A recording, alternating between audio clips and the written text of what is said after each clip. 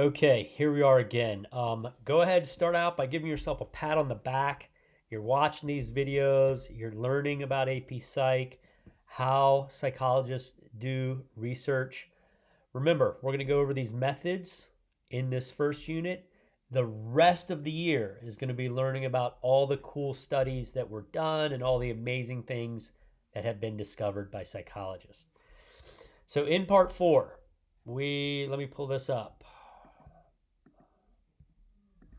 We are looking at statistics, standard deviation, and the normal curve, and also some ways that statistics are misleading. Okay, what do we mean by statistics? These procedures analyze and interpret data, allowing us to see what the unaided eye misses. So this is a chart, a pie chart of the ethnicity of students at BHS in 2018. And you can see when it's in a nice pie chart like that, it's just real easy to see. And you can see it just stands out how many white people there are at Bozeman High School. It's a huge percentage. And in the pie chart, you can see that very clearly. Okay, so there are 3 things in statistics called measures of central tendency. So you collect data. Is it spread out a lot, or is it all centered in the center? So measures of central tendency. Does it tend to be in the center? The first one is called the mode, which is the most frequently occurring score in a distribution. The mean is the average of scores in a distribution. It's just exactly what an average is. You add the scores and then divide by the number of scores. And then there's the median, the middle score when you rank all of the scores. The middle one is the median. So this chart up top here gives you an example. Okay, this graph is income per family in thousands of dollars. And each little person represents one family. So the median, the one that's in the middle, is 30. The mode, the one that occurs most frequently, is 20. And the mean is the arithmetic average, and it's 70. And in this data, it's important that these are so different from each other because the mean is way over here. And if you look out on the far end of this data, these squiggly lines mean that the distance is not representative. You have someone who's got $475,000 and somebody else who's got $710,000. So those extreme numbers pull the mean away from the mode and the median. So a lot of times we ask, what is the average income? But that's not always the best way to understand the data. In this data, you need to know the median and the mode because they're much lower than the mean. And if you look at the data, the median tells you more about what most people are making in thousands of dollars. It tells you more than what the mean shows you. So the mean can be pulled by extreme scores. The median is not affected by extreme scores like the mean. By the way, here's how you calculate the mean. There's your data. It's just the one in the middle. And if there's not exactly one in the middle because you have an even number of data points, then you just take the average of the 2 middle ones, and that's the mean. Median. Sorry, that's the median. Okay, another thing that happens when you collect data is you can plot it on a graph with a curve. And the way you would do that is you collect all your data, and let's say you're measuring the height of men. And so some of them are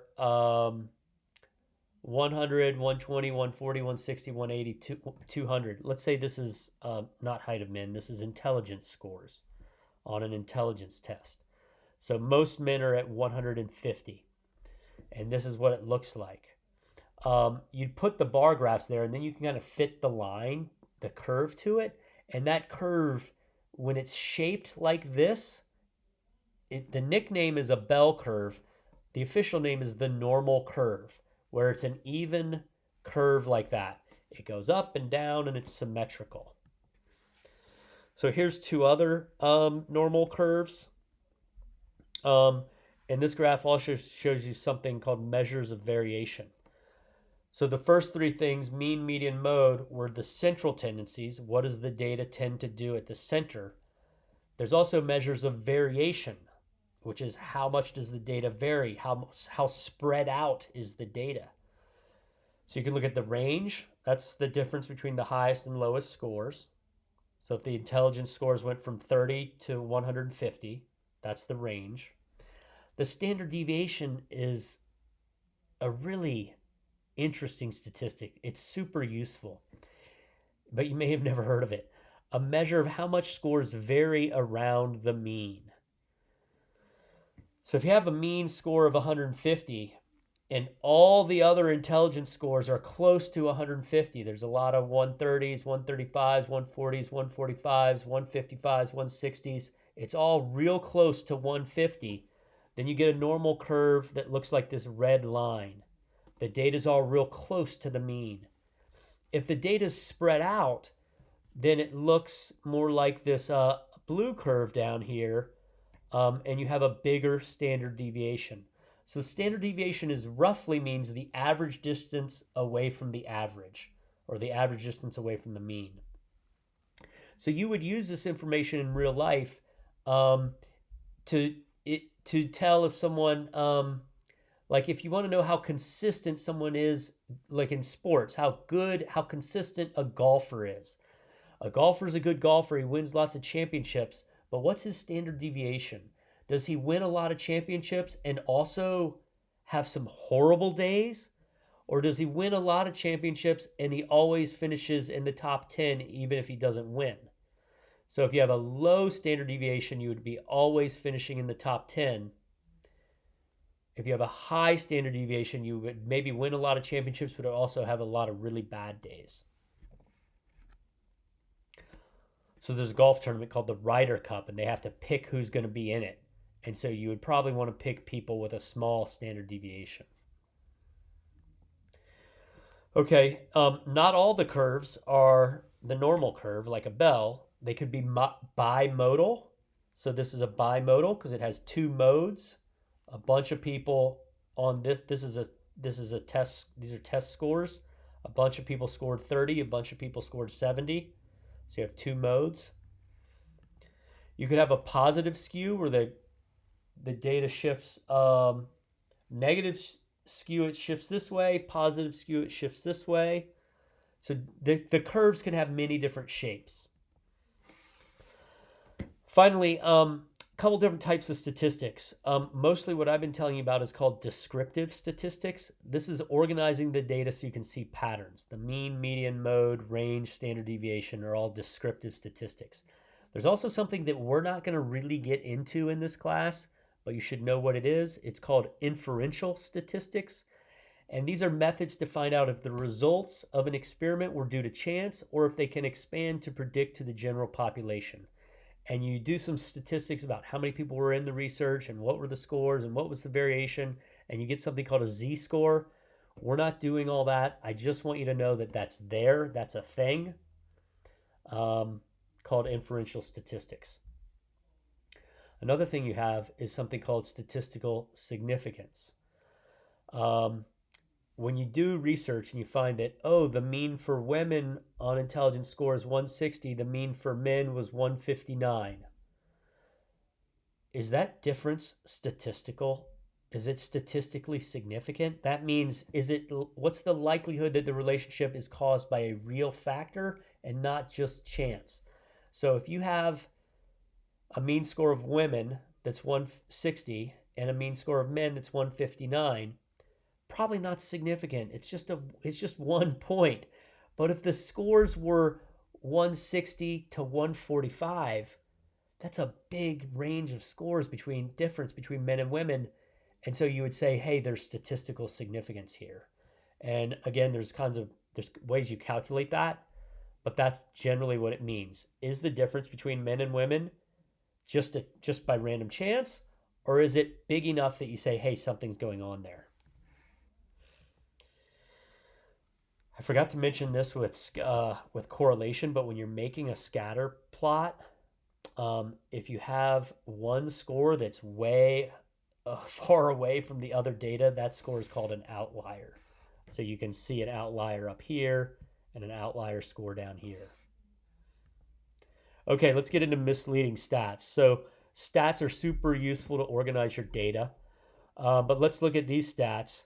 We've got the same x-axis, but the y-axis here goes 0 to 6. Here it goes 4 to 5.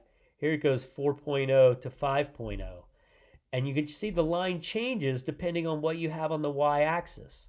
But it's the same data.